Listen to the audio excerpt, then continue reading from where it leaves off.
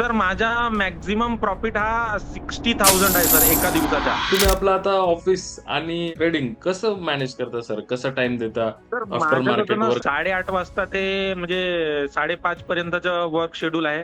मी okay. Actually thermal हं, power हं. Plant मध्ये ऍज अ ज्युनियर इंजिनियर आहे.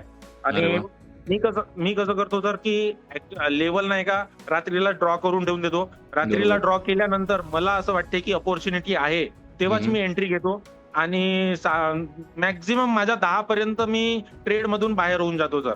सेकंड क्या एंट्री बात है! वगैरे जर असली तर ठीक आहे. नाही तर 10 पर्यंत माझा हा म्हणजे 10 ते 10:30 खूप झालं सर. 10:30 पर्यंत मी ट्रेड मधून एक्झिट होऊन जातो.